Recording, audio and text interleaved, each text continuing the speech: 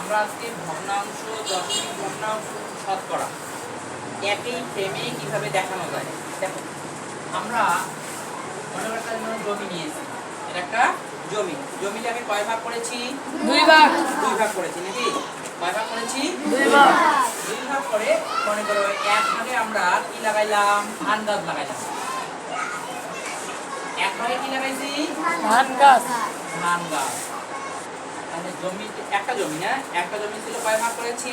দুই ভাগ। দুই ভাগ। এটা তো আমরা জানি। দুইটা কোথায় লাগবো? নিচে হর হয়ে যায় না? কত ভাগ করি এটা হলো হর। আর কতটুকু লাগিয়েছি? কয় অংশ? এক অংশ। এক অংশ। সেটা হবে কি? লব। সেটা হবে লব। আচ্ছা, দুই ভাগে এক ভাগ। এটাকে আমরা কি ভগ্নাংশ বলি? সাধারণ ভগ্নাংশ। এটা হলো কি? সাধারণ ভগ্নাংশ না? আচ্ছা, দুই ভাগে এক ভাগ। আচ্ছা, এটাকে আমরা চার ভাগও করতে পারি, পারি না? চার ভাগে কয় ভাগ হয়? দুই ভাগ। চার ভাগে কয় ভাগ লাগানো হয়েছে? দুই ভাগ। দুই ভাগ। আমরা কি নতুন করে লাগাইছি? না, এটা তো আমরা জানি, জানি না? এটাকে বলে সমতুল ভগ্নাংশ না? সমতুল ভগ্নাংশ। অর্থাৎ লব এবং হরকে একই সংখ্যা দ্বারা গুণ করতে হবে নাকি? একই সংখ্যা দ্বারা গুণ করলে সেটা আমরা সমহর পর্যায়ে চলে আসে। আরো যদি সমহর করতে চাই বড় আকারে, তাহলে যদি 5 দিয়ে গুণ করি এটাকে, কত হবে? 5 গুণ 10 আর কত? 5 কে 5।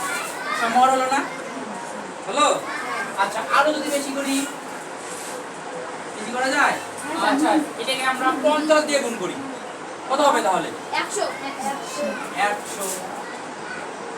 আর এটাকে 50 দিয়ে গুণ করলে 50। এটাতে গেল আমরা সমতুল ভগ্নাংশ। এটা সমতুল ভগ্নাংশ। এটা সমতুল না? এটা কি বুঝছো? বোঝা গেছে না? জিনিস কিন্তু একই, শুধু আমাদের সংখ্যাগুলো কি পরিবর্তন হয়ে গেছে না? আমরা কি নতুন করে আরো ধান গাছ লাগাইছি?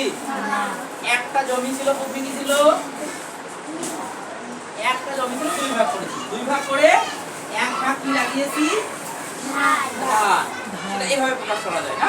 দুইয়ের এক, দুইয়ের এক, দুইয়ের এক মানে যে একটা জিনিস দুই ভাগ করে এক ভাগ কি করেছি? লাগিয়েছি। এক ভাগ কাজে লাগিয়েছি। ঘুরাই দাও। আচ্ছা, এবার দেখো, এখন যখন আমরা দশমিক ভগ্নাংশ যাব, এই সাধারণ ভগ্নাংশটা কি করি? দশমিক করি। দশমিক করতে গেলে বরাবর হরটাকে কি করতে হবে? মনে আছে কারো? সবসময় হরটাকে কত রাখতে হয়? 10 নতুবা কত? 100 নতুবা 1000 নতুবা 10000, এরকম করে বাড়বে নাকি? আচ্ছা, সোজা রাখো। আচ্ছা, দেখো, এখন যদি কখন আমরা 10 থেকে 100 যাব, যদি 10 করা না যায়, এটাকে 10 ভাগ করা না যায়, তখন আমরা 100 ভাগ করার চেষ্টা করব। যখন 100 ভাগও করা না যায়, তখন কি করি আমরা? 1000। এটা তো আমরা জানি, করাইছিলাম না এটা? যেমন এই জমিটা কয় ভাগ করা আছে এখানে? দুই ভাগে, সাধারণ ভগ্নাংশ। যদি আমরা দশমিক ভগ্নাংশে রূপান্তর করতে চাই, তাহলে অবশ্যই এটা কয় ভাগ করতে হবে? 10 ভাগ করতে হবে। তো 10 ভাগ করা যাবে এটাকে? যাবে না? এটাকে যদি কয় ভাগ করি? 5 ভাগ, এটাকে 5 ভাগ, এই 10 ভাগ হয়ে যায়, তাই না? তো এটাকে আমরা 5 ভাগ করি, দেখো 5 ভাগ করলাম। আর এটা কয় ভাগ করবো? 5 ভাগ। কয় ভাগ হলো? 10 ভাগ। 10 ভাগ। 10 ভাগ হয়েছে না? 10 ভাগের কয় ভাগ আমরা ধান লাগিয়েছি? কয় ভাগ? 5 ভাগ।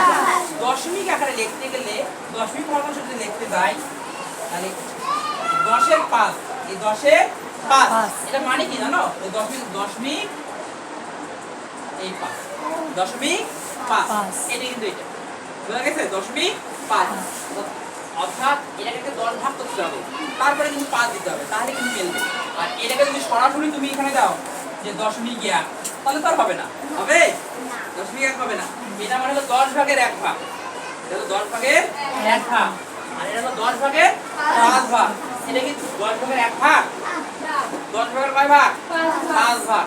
2 এর 1 মানে 10 ভাগের 5 ভাগ, কারণ 2 ভাগের 1 ভাগ আছে এটা। এটা হলো দশমিক ভগ্নাংশ। বুঝা গেছে? এটা কি হলো দশমিক ভগ্নাংশ। এবার দেখো